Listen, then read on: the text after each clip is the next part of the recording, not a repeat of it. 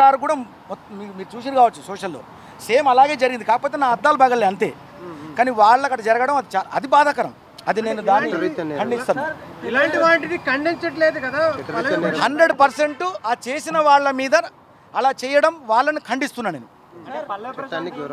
దీని మీద రెస్పెక్ట్ అవ్వలేదు, తను రెస్పాండ్ అవ్వలేదు. పల్లవి ప్రశాంత్ అనే వ్యక్తి కనీసం ఇలాంటి ఇష్యూస్ జరగద్దు చెయ్యొద్దు అని చెప్పలేదు. వచ్చి 2 days అయినా కూడా ఏదండి పల్లవి ప్రశాంత్ అనే వ్యక్తి ఇలాంటి ఇష్యూస్ మీద ఇలాంటి జరగద్దు అని చెప్పలేదు. ఎందుకు? అతనికి ఆట ఆడడం తప్ప అతనికి అసలు మాట్లాడడం తెలియదండి.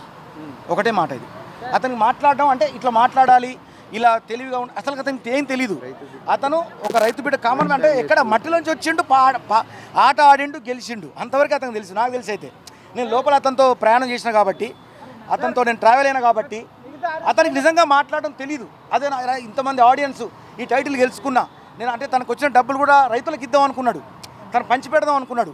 ఆ తరుణంలో అతను ఏదో అంటే అతను తెలీదు ఇది తప్పు, ఇది నేను తప్పు మాట్లాడుతున్నా, ఇది తప్పు అయిద్దని కూడా తెలియదు. చాలా మంది పిల్లలు కూడా ఒక కేసు ప్రశాంత్ మీద అయిందన్నాడు. అదేం సెక్షన్స్ అడిగినాము, అడిగితే సార్ వచ్చినాక చెప్తా సార్ అని చెప్పిండు. ఒక కేసు అయితే బుక్ అయిందని చెప్పిండు, అది మాత్రం వాస్తవం. అది ఇన్ఫర్మేషన్ సార్ వచ్చినాక అఫీషియల్గా చెప్తా అన్నారు. ఆయన పోలీస్ వాళ్ళ కస్టడీలో ఉన్నారంట, వస్తురంట, అంది వేలో ఉన్నారని చెప్తున్నాడు.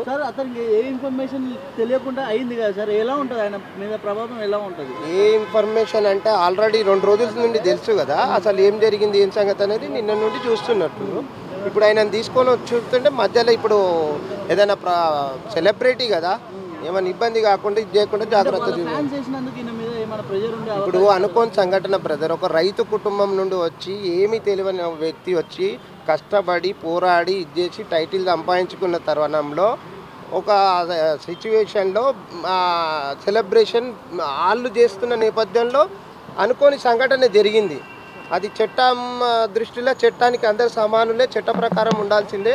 అనుకోని సంఘటన కాబట్టి నేను అంబుల్ రిక్వెస్ట్ ఏం చేస్తున్నానంటే, మన ముఖ్యమంత్రి గారికి, హోమ్ మినిస్టర్ గారికి తెలంగాణ బిడ్డకు వచ్చింది కాబట్టి మీరు ఉన్నతాధికారులతో మాట్లాడేసేసి ఇది చేసి అనుకోని సంఘటన దృష్టిలో పెట్టుకొని ఆయనకు స్టేషన్ బెయిల్ ఇవ్వాల్సిందిగా కోరుచున్నాం.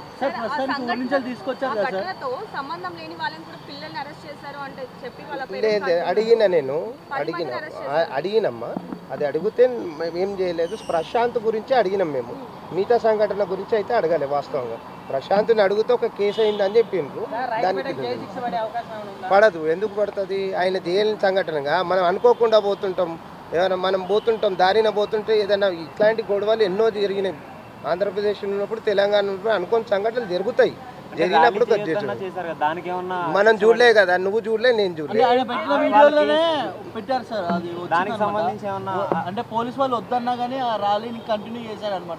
ఇప్పుడు మనం అది చెప్తా అన్నాడు, ఇప్పుడు చెప్తా అన్నాడు. ఒక 15 నిమిషాల తర్వాత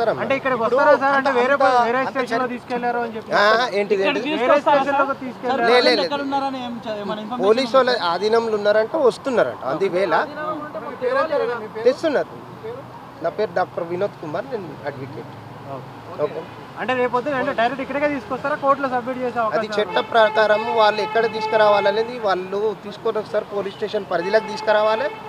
ఈ పోలీస్ స్టేషన్ నుంచి దాన్ని ఏం చేస్తారు, స్టేషన్ బెయిల్ ఇస్తారా, ఏ సెక్షన్ పెట్టిరనేది తెలియదు. అంటే ఇప్పుడు ఇచ్చిన సెక్షన్స్ లో